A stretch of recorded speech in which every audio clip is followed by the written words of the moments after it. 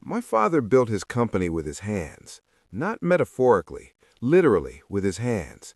He was a contractor, started out doing residential remodels in the early 1990s in a mid-sized city in central Texas, working jobs himself with 2 employees and a truck that broke down so often he named it after a bad ex-girlfriend.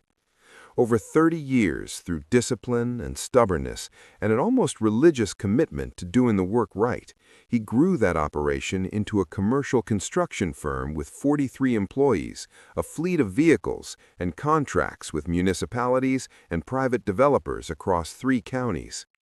Paxton Construction, yes, I know, same name as the last story, pure coincidence, was worth approximately $4.1 million when my father was diagnosed with early-onset Parkinson's disease at 61 years old. My father's name was Robert. Everyone called him Bobby. He was the kind of man who remembered every employee's kid's name and their sport and asked about them specifically, every time, without notes.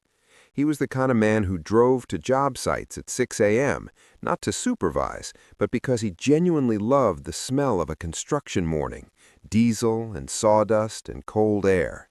He was the best man I have ever known, and I am aware that sons are supposed to say that, and I am also telling you it was objectively true.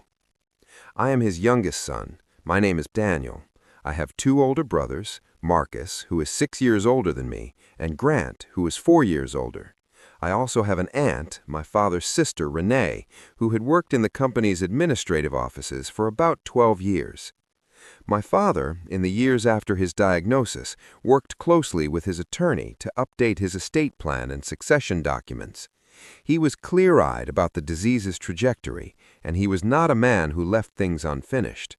He told me directly, sitting at his kitchen table with his hands wrapped around a coffee mug, that he intended to leave the company to me.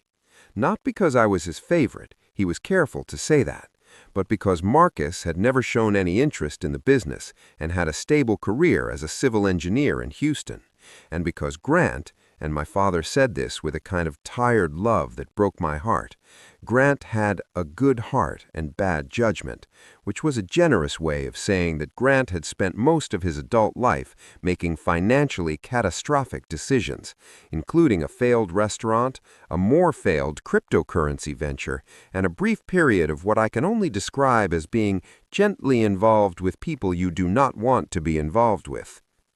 My father had watched me work in the company since I was 16 years old. I had a business degree. I had spent 8 years working my way through the operational side of the business, project management, client relations, estimating, HR. I knew that company the way I knew my own handwriting. My father trusted me with it not because of blood rank, but because of demonstrated competence and love for the thing he had built. He told my brothers directly. He told Aunt Renee. He sat everyone down in that same kitchen 2 years before he died and explained his intentions plainly and without apology. Marcus said he understood and seemed to mean it. Grant said he understood and did not mean it. Renee said nothing, which I should have noted more carefully at the time. My father died on a Thursday morning in March in his own bed, which is what he wanted. I was with him. I held his hand. I told him the company would be fine. I told him I would take care of it. He looked at me for a long moment and then closed his eyes, and I believe he believed me. The funeral was on a Saturday. By the following Wednesday, things had already started to feel wrong. It was small things at first. Grant asked me very casually at the reception after the burial whether I'd seen the updated paperwork. I didn't know what he meant, and he changed the subject quickly. Renee was suddenly spending a lot of time in the administrative office with the door closed. A longtime employee named Hector pulled me aside and told me, quietly and with visible discomfort, that Grant had come by the office the previous day and told 2 employees that things were going to be changing soon. I called my father's attorney, a man named Phil, who had handled the estate planning, the following Monday. Phil sounded uncomfortable on the phone in a way that attorneys very rarely sound. He told me there had been some questions raised about the most recent version of the will, and that he'd need some time to review the documentation. I drove to his office. I sat across from him, and I asked him to tell me what was happening. What was happening was this. A will had been submitted for probate. It was dated 14 months before my father's death, after the will Phil had drafted, which left the company to me. This new will divided the company equally among all 3 siblings and gave Renee a significant ownership stake as well. The signature on this will was my father's, except my father had not written it. Phil believed this, I could tell. He was a careful man, and he had known my father for 15 years. But belief and proof are different instruments. The will had been notarized. There were witnesses. It had been submitted through a different attorney, someone Grant had apparently found and retained without telling anyone, and it was, on its surface, a valid legal document. I sat in my car in the parking lot of Phil's office for a long time. I want to describe what I felt, because I think people expect rage, and it wasn't rage exactly. It was something colder and more structural, like feeling the load-bearing wall of a building shift. Everything was still standing, but nothing was where it was supposed to be. My father had been dead for 11 days, and my brothers and my aunt had apparently spent some portion of that time, or the time before it, arranging to take what he had given me. I called a friend that night, not for comfort, because my friend, whose name I'll leave out, worked in digital forensics.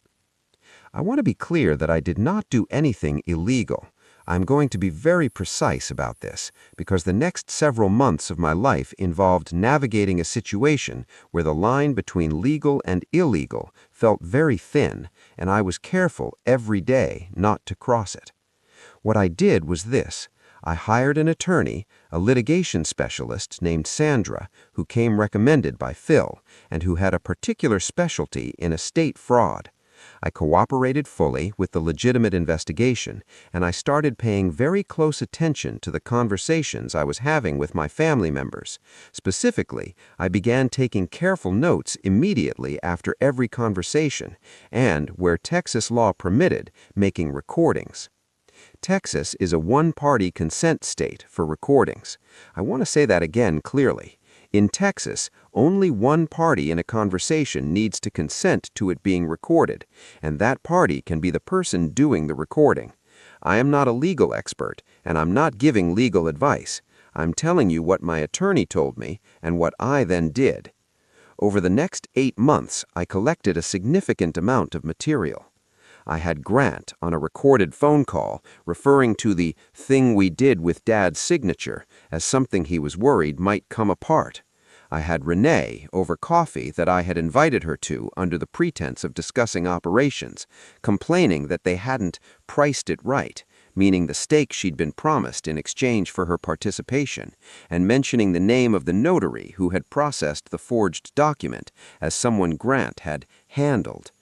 I had Marcus in a moment that genuinely surprised me because I had believed Marcus was innocent, asking me in a parking lot conversation whether I was going to fight this, and suggesting that if I just took the deal, it would be better for everyone, and he could maybe work something out to compensate me privately. Marcus, who had told me at the funeral that he was sorry, who had put his hand on my shoulder. I recorded all of it. I turned all of it over to Sandra. Sandra turned it over to the appropriate investigators. I will not walk you through the entire legal process because it took 16 months and it was suffocating and expensive, and there were weeks where I genuinely did not know if I was going to prevail or spend the next decade in litigation while the company I was supposed to inherit slowly lost contracts and bled out. But I will tell you the important parts. The handwriting analysis came back definitive. The signature on the fraudulent will was not my father's. It was a close attempt, and whoever had practiced it had practiced it. But forensic document examiners found 17 points of deviation from authenticated samples of my father's signature. The notary, when investigators came to speak with him, did not have a particularly strong stomach for what was unfolding, and cooperated quickly. He confirmed that Grant had brought him the document, and that the signing had not been witnessed the way the document claimed. Grant was charged with will fraud, forgery, and several related offenses. Renee was charged as a co-conspirator. Marcus, and this is the part that still sits in my chest in a complicated way, was not charged criminally, but he was named in the civil suit, and the evidence I had recorded was used in those proceedings. He ended up settling. He came to me, alone, in a parking lot, ironically similar to the one where he'd suggested I just take the deal, and he told me he was sorry. I looked at him for a long time. I told him I believed that he meant it. I told him it didn't change what he'd done. I told him I needed him to not contact me for a significant period of time, and that maybe, eventually, we would find a way back to something. He nodded. He left. I don't know if we ever will. I think about that sometimes. Grant pleaded guilty to reduced charges after a negotiation I was not fully privy to. He did not go to prison, which I will be honest and say was not the outcome I had hoped for. He received a suspended sentence, significant fines, and probation. Renee received a similar arrangement. The fraudulent will was invalidated. My father's original will was upheld in its entirety. The company came to me. I want to tell you what the first morning was like.